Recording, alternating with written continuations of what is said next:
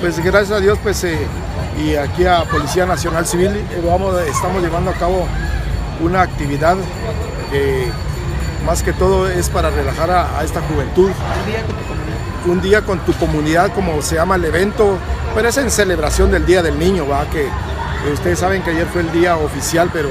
gracias a Dios pues que nuevamente continuamos celebrándolo para enaltecer a esta juventud, a esta niñez, así agradeciéndole a los señores catedráticos, a Policía Nacional Civil, al señor alcalde de su corporación y a todas las personas que hacen acto de presencia aquí al parque. Ahí sí que mantenerse alejado de los malos actos, ya que eso no nos lleva a nada bueno, especialmente esta juventud que pues son unos niños tan hermosos, y ahí sí darle a los padres que se sientan orgullosos de ellos, de ser unos buenos jóvenes,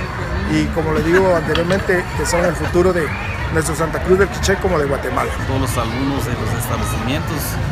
tal vez no todo en su totalidad, pero sí viene una buena cantidad de alumnos para conocer el trabajo que estamos realizando, tanto la policía con sus relaciones comunitarias y no digamos con los alumnos que son el futuro de Guatemala, que conozcan su policía y que nos puedan comentar sus problemas que ellos tengan. Y realmente es un día más y esperamos extenderlo a otros departamentos para que los alumnos también conozcan con confianza a sus policías, sí, policía amigo.